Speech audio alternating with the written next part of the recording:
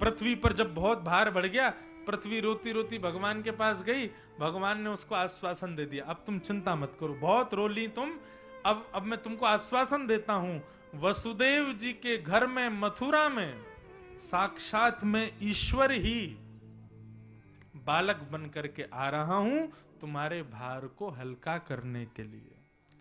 जैसे ही आकाशवाणी 33 करोड़ देवताओं ने सुनी, सब ने जाकर के वृंदावन में विविध विविध रूप धारण कर लिए और सब प्रतीक्षा कर रहे हैं कि ठाकुर जी कब आएंगे। यहां वसुदेव जी का विवाह देवकी के साथ में हुआ, तो देवकी के ताऊ जी का बेटा है कंस।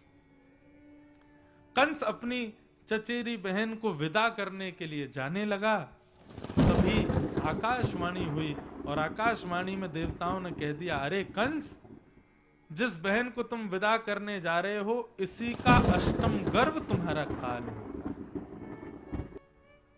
जैसे ही सुना कि अष्टम गर्भ मेरा काल होगा, तलवार निकाल करके वध करने लगा देवकी का। तब वसुदेव जी ने चरण पकड़े, कंस ऐसा मत करो, लोग क्या कहेंगे, कैसा राजा है अपनी बहन को मार दिया। अपने पद की प्रतिष्ठा पर जब बात आई, कंस ने जीवित छोड़ दिया देवकी को। अच्छा, लोग ये कहेंगे कि मैंने अपनी बहन को मारा, तो बोलो और नहीं तो ठीक है, मैं इसको नहीं मारूंगा, लेकिन इसके जितने बालक होंगे सबको मारूंगा। बहन को छोड़ देगा लेकिन बालकों को मारेगा। कंस ने वसुदेव जी से वचन दिलवा दिया, जितने बालक होंगे सबको लेकर के आओगे मेरे पास, सबका वध करूंगा मैं। 6 बालक हुए, 6 बालकों का वध कंस ने कर दिया। 7वें बालक के रूप में साक्षात शेषनाग बलराम जी के रूप में आए। लेकिन भगवान को बाद में याद आया, बोले ये शेषनाग तो बड़े क्रोधी हैं, ये जन्म लेते ही जो काम मुझे करना है वो शेषनाग ही कर देंगे, कंस को यही मार देंगे, और यदि इन्होंने कंस को मार दिया तो फिर मैं क्या करूंगा। इसलिए फिर भगवान ने योग माया को बुलाया। योग माया कौन है?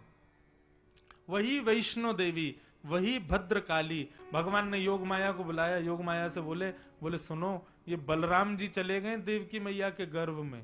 बोले तो? बोले इन्होंने यदि जन्म ले लिया तो ये कंस को मार देंगे, तो मैं क्या करूं। बोले आप ऐसा कुछ कर दो कि इनको ना ये जीवित भी बने रहें और ये देवकी मैया के गर्भ से स्थानांतरित होकर रोहिणी मैया के गर्भ में पहुंच जाएं।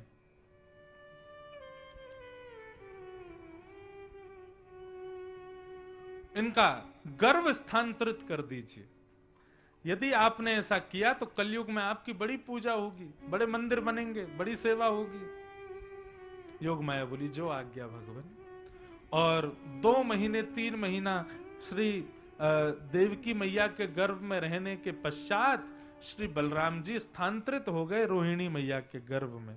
इसलिए वे दोनों के पुत्र माने जाते हैं, रोहिणी के भी और देवकी के भी।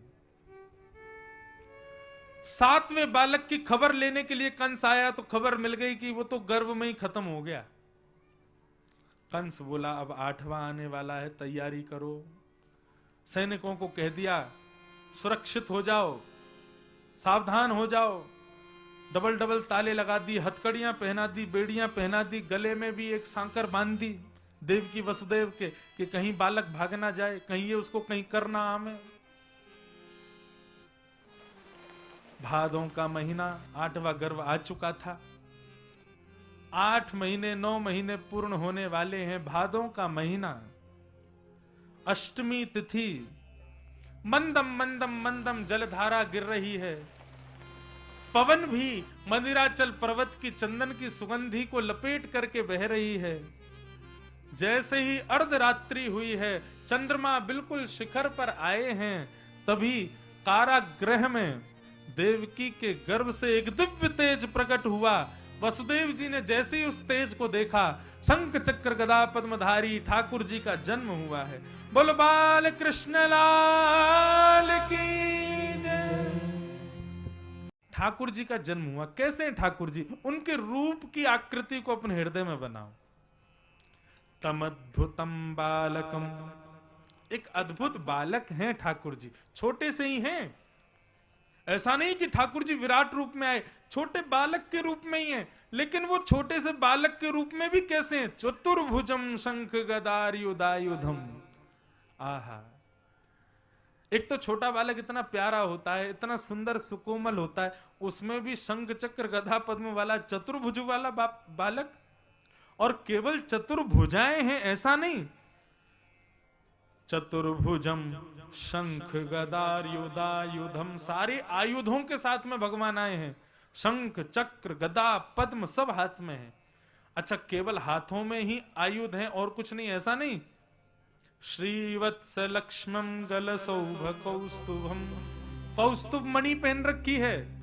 पीतांबरम सांद्रपयोद सौभगम, पीतांबरी पहन करके, मतलब पूरे सज धज के तैयार होकर के, बिल्कुल बिल्कुल ऐसा कोई बालक ने कभी जन्म ही नहीं लिया, ऐसे ठाकुर जी प्रकट हुए। पूरे श्रृंगार साज के साथ में ठाकुर जी आए। देवकी वसुदेव ने प्रणाम किया। देवकी मैया ने कहा, ठाकुर जी, जितनी बार भी बालकों ने जन्म लिया, हर बार भैया कंस ने आकर के बालकों को मार दिया, परंतु आपकी अद्भुतता कि आप ऐसे वातावरण में आए हैं कि यहां कोई भी नहीं है। इसलिए समय के भाव को व्यवस्थित करते हुए यदि आप कृपा कर दें तो मैं आपको अपने पयोधर का पान कराना चाहती हूं। मैं अन्य बालकों को अपने पयोधर नहीं पिला सकी, लेकिन मैं वो सुख आपके साथ आपको देना चाहती हूं और आपसे एक वत्स के होने का सुख प्राप्त करना चाहती हूं। लेकिन उसके लिए आपको छोटा बालक बनना पड़ेगा, ये दो भुजाएं हटानी पड़ेंगी, निर्वस्त्र होना पड़ेगा, बिल्कुल जैसे छोटा बालक होता वैसा बनना पड़ेगा। ठाकुर जी बोले, हम तो माता जी इसलिए आयुध लेके आए थे, महाराज कंस जन्म लेते सबको मार देते हैं, इसलिए हम तो शंख चक्र गदा सब लेके आए थे, जैसे ही आएंगे इनको यहीं पर खत्म कर देंगे। लेकिन अब आपकी इच्छा है कि हम छोटे बालक बन जाएं, दो भुजाधारी बन जाएं, बिल्कुल बालक जैसी लीला करें, तो फिर हमको पुनः प्रभुता पाने के लिए समय लगेगा, फिर तो हमको पूरी लीला करनी पड़ेगी। फिर कंस को आज नहीं मारेंगे, 11 वर्ष बाद मारेंगे हम। मैया बोली, हमें सब स्वीकार है, लेकिन आप छोटे बालक बनो। भगवान छोटे बालक बने, मैया का पयोधर का पान किया। तत्पश्चात भगवान ने आज्ञा की और वसुदेव जी से कहा कि हे वसुदेव जी, अब कंस उठे उससे पहले आप मुझको गोकुल में छोड़ के आओ। वसुदेव जी बोले, कैसे संभव है? इतने सारे सैनिक हैं, दरबान लगे हैं, हथकड़ियां, पैरों में बेड़ियां लगी हैं, आपको कैसे लेके जाऊंगा मैं गोकुल? ठाकुर जी कहते हैं, आध्यात्मिक अर्थ समझिए वसुदेव जी। व्यक्ति जब मेरे आश्रित होता है ना, उसको बंधन तोड़ने नहीं पड़ते, उसके सारे बंधन अपने आप टूट जाते हैं। एक बार आश्रय लेके तो देखे मेरा। और जैसे ही ठाकुर जी के आश्रित हुए, हथकड़ियां खुल गईं, बेड़ियां खुल गईं, महाराज सारे दरबान सोए हैं, चट्ट चट्ट ताले टूट गए, कारागृह खुल गए। एक डलिया में लेकर के वसुदेव जी महाराज लेकर के जा रहे हैं बालक को गोकुल की ओर। मंदम मंदम जलधारा गिर रही है, शेषनाग पीछे से आकर के छत्र बनकर के खड़े हैं ठाकुर जी के पीछे, और वसुदेव जी बालक को लेकर के श्री गोकुल को प्रस्थान कर रहे हैं। स्वागतम कृष्णा स्वागतम कृष्णा स्वागतम कृष्णा स्वागतम कृष्णा। वसुदेव जी लाला को लेकर के पहुंचे हैं।